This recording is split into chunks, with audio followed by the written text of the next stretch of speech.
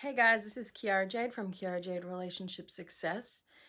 Just dropping in to have a bit of a chat tonight about, is it time to forgive my ex? And what are some good tips for the right time to forgive? I think considering the blood moon we just had, this is kind of very topical considering that was all about what are we letting go of at the moment and what are we reassessing in our lives. But yeah, so I think forgiveness is one of those things that we think is really straightforward. Like, surely you just forgive them or you don't forgive them, right? Like, shouldn't it be that easy? Yes, theoretically it should. But I think there's that part of us in our personality that really also gives rein to how quickly or how fast we forgive and how easily we let people back into our lives. That's an important thing to factor in as well. Sometimes it's not always black and white. It's not always just, yes, I'll definitely forgive this person, or no, I won't. And I think part of being in a long-term relationship is managing that conflict and picking your battles and deciding, is this the time where I am going to forgive? Or is this the time when, we break up or something along those lines? And I find people usually fall into two camps in this kind of situation. Either you're in the category where you you never forgive, where something hurts you and you get your walls up and you just immediately go, nope, that's it, I'm done. Or you're in the category of you forgive really easily and you just hate conflict and you just don't want to be stuck in that conflict situation. So you always seem to find the best in people and therefore you find yourself forgiving a lot all the time.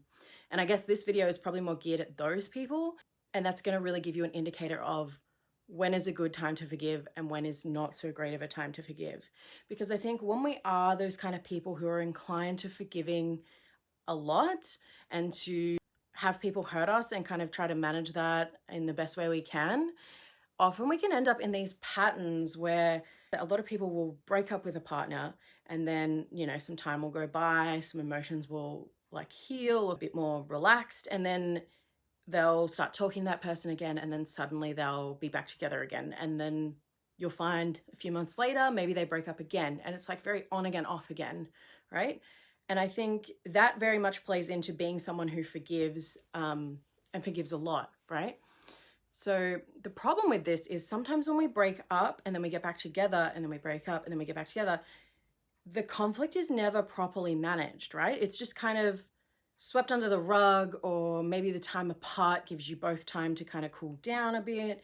But maybe we haven't actually worked through what that conflict is, and that's why the pattern kind of continues. So you start with, obviously everything's going well, you have a conflict, you break up, and then, maybe you stop contacting each other for a little bit, and then you find yourself talking again, and then you're back together again. We kind of find this false sense of security when we go through this pattern, because when we get back together again, we have this honeymoon phase all over again. It's like, oh, it's gone back to being good again. It's gone back to that really fun times of the relationship where we weren't having arguments. How fantastic is that?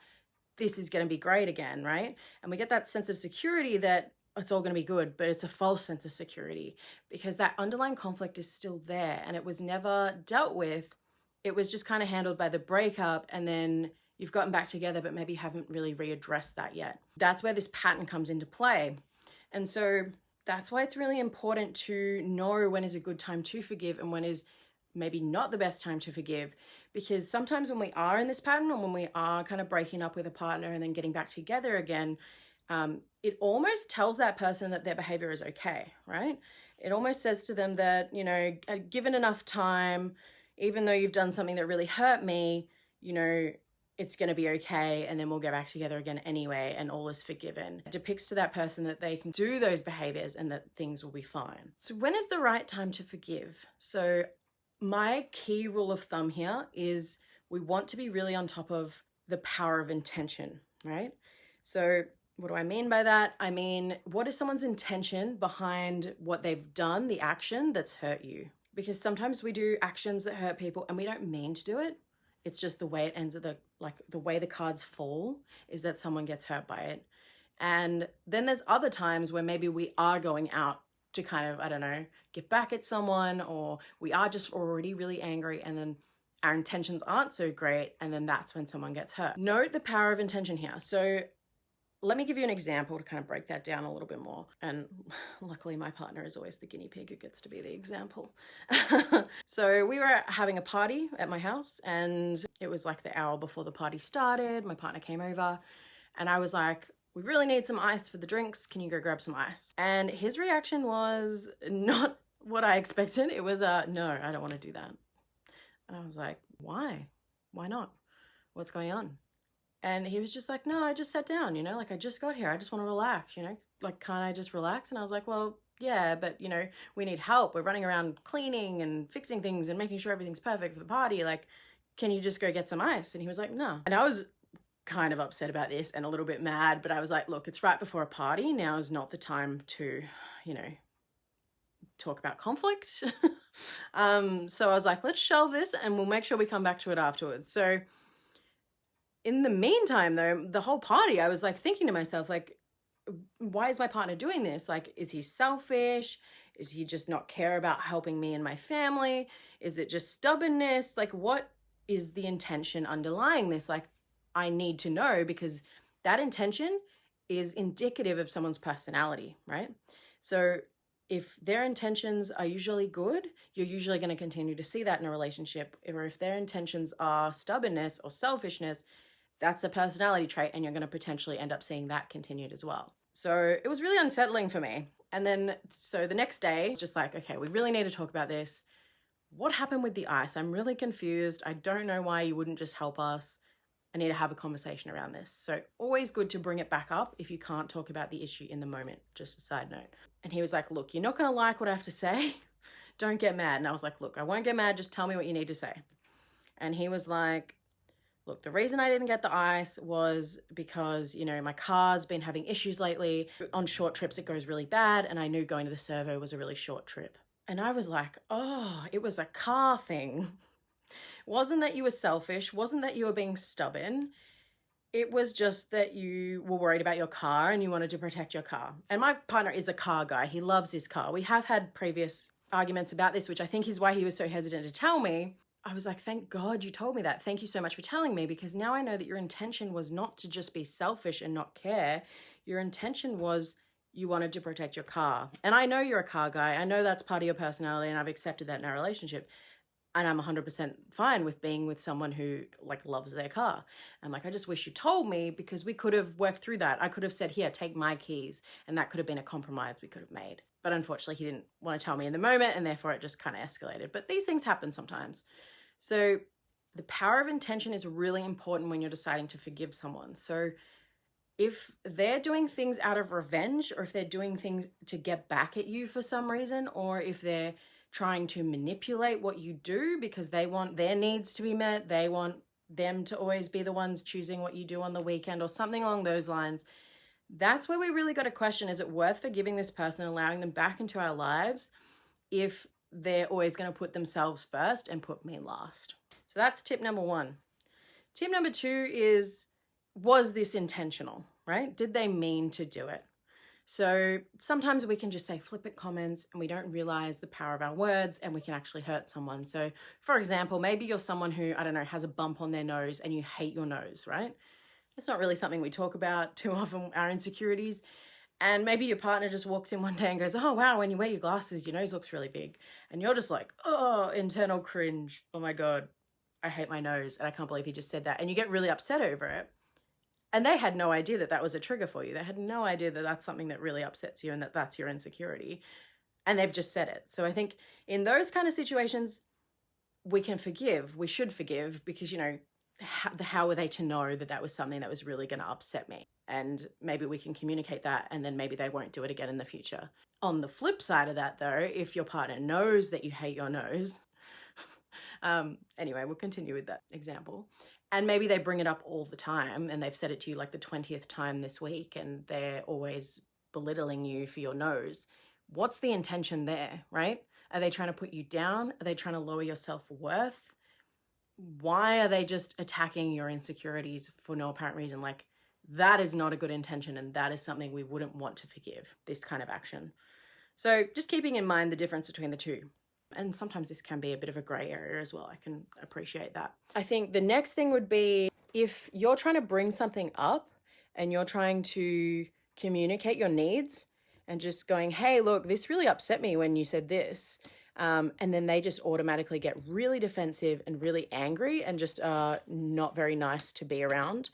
And they're just saying to you, why did you even say that? Why are you being so emotional? Why are you bringing this up again? So if I went back to my partner and said, oh, I really need to talk about this. This is something, you know, what happened with the ice? And he was like, stop bringing it up, let it go. And just getting really angry and emotional and defensive. This isn't really okay because it's not allowing me to express what needs to be felt. So in a relationship where you love someone, you want to give them that space that if you have upset them, you want to know why. What did I do? You're curious. You're interested in how can I fix this situation, right? Whereas if someone is just shutting you down before you've even had a chance to speak and say why you felt the way you did and what it was about the situation that upset you, this is a bit of a red flag. This is essentially low-key gaslighting. If you're interested in gaslighting, I've got a video on my channel, I'll link it below.